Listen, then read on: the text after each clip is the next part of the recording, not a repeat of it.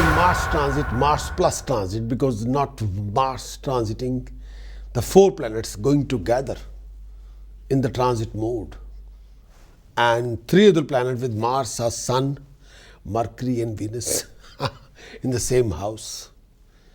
So for each and every sign, I'm defining the effect as well.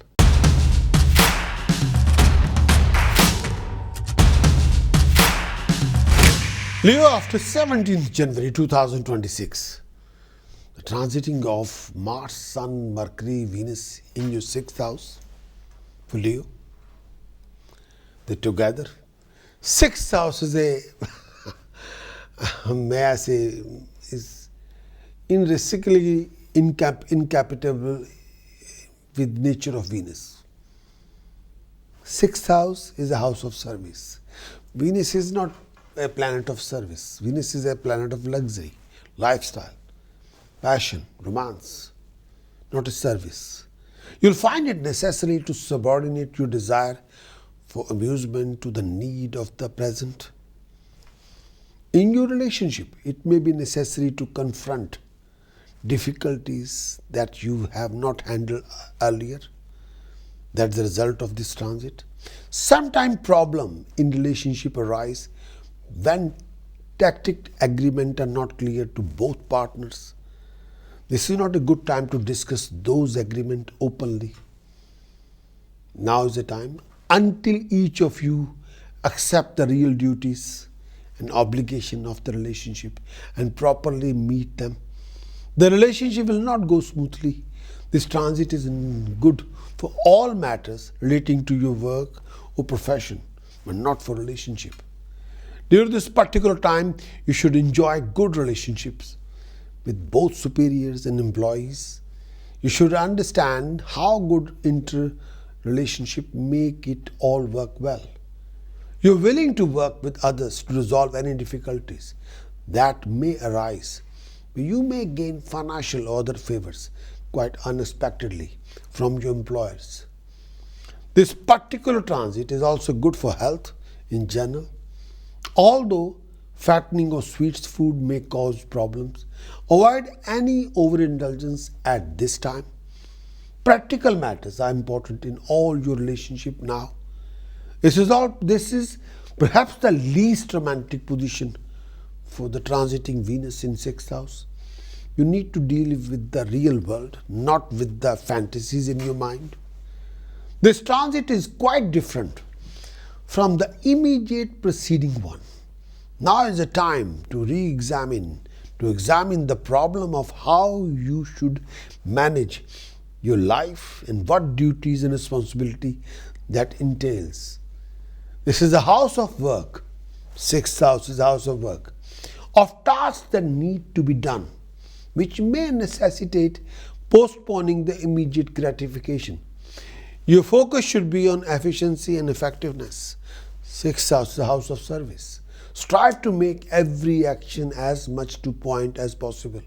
In your working life, this is a good time to examine and refine your technique and procedures, for your mind can work clearly and sharply to discover the best way of doing things.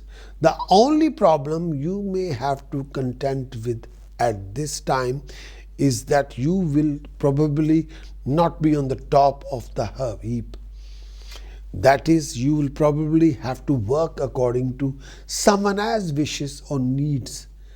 But because of this, you can find out whether you can lower your ego drives when the situation requires it. If you cannot, you are likely to encounter quite a bit of discomfort and conflict at this time. 6th house is a house of service, so you cannot spend all your efforts getting your own way now. Even if you are your own boss, your actions will be dictated by someone else's needs, such as clients or customers' needs. Or your sense of obligation may be internal. You may have to live up to your own high standard of self-control. Nevertheless, this does not have to be a time of repression and self-denial without satisfaction. You can derive quite a bit of satisfaction from doing things well that will mean more to you now than any other satisfaction. This transit also concerns physical efficiency.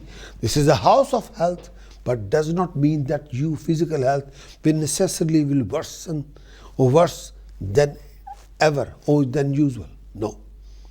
However, you'll become inclined to look at your body and see how its functioning can be improved. You may be unusually concerned with health and hygiene, which can quite beneficial as long as you don't get wrapped up in it to the point of obsession. At this time, you will throw your ego energy into working hard, getting things done. In fact, you're likely to take considerable pride in how much work you can do during this particular transit. So the best way to handle this energy is to find plenty of work and do it. But there are some inherent problem with this transit. The sixth house is the house of service, by which some astrologers mean that you should place the need of others above your own ego gratification. The classic notion of sixth house is work done for the sake of someone else, usually an employer or other such person. But this kind of work does not square very well with the ego-oriented energy of Mars. No. You may not want to work with someone else. Instead, you want the credit for your accomplishment to yourself, so that you are identified with what you do. This can lead to conflict with your superiors and general difficulty in your work situation. But even if you are an employer, there may be difficulty if the people who work for you feel that you are not giving them enough credit. The best solution is to maneuver yourself into a position where you do not have to work with or for any more than necessary. If you are not self-employed, that is a problem. But if you may be able to get some work that require working alone and depend largely upon your individual initiative, so this is not a time to be team player. No. When sixth house, you're transiting through sixth house, this is not a time to be team player. No. The sixth house is also house of health. And transit of Mars through sixth house, it can signify health problems such as infections, fevers, accidents. But these are probably the result of frustrated ego energies, which are characteristics of this transit.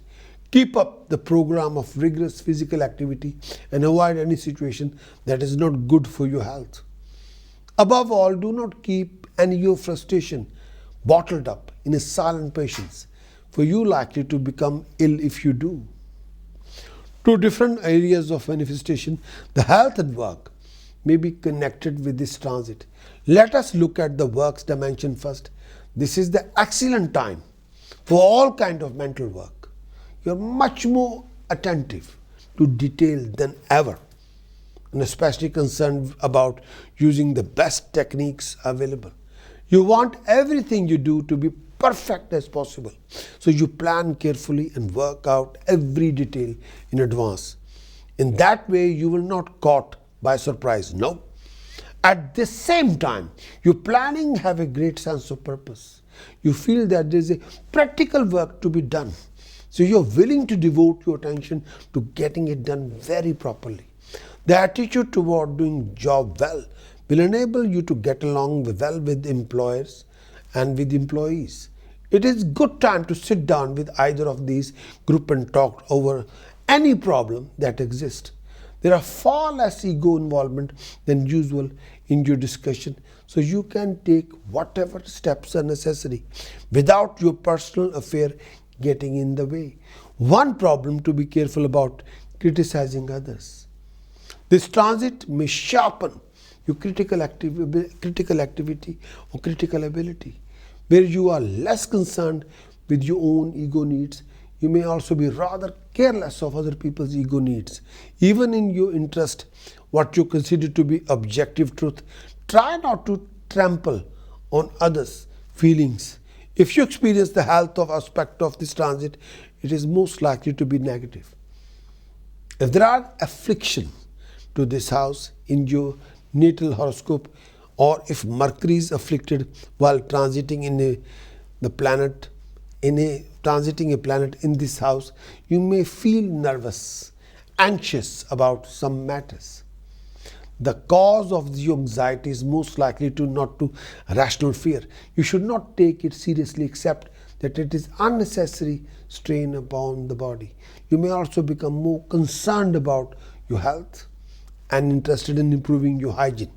It is not that it is concerned especially necessary now, but that your attention is being drawn to this aspect of your life. If you do not start to improve your diet now, but be sure that you may continue this program consistently as Mercury transiting the other houses. Ultimately, you can achieve a lot providing a best service, but may I say that, but you have to look after your relationship. Leo, task precaution chanting after 17th of January. Task number 1, do wear a saffron tilak on your forehead every day. Name, fame and establishment. Second task, bury 80 gram black salt, 6 blue flowers in the ground on Saturday early morning. It's far one of the finest. It will root out your problems and complications.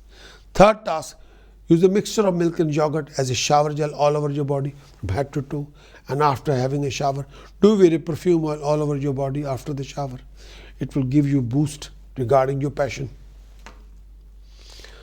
Precaution of this particular month, do watch your temper, do watch your attitude, do watch your dealings, behavior with higher authority, with your colleagues, and do take care of your digestive system.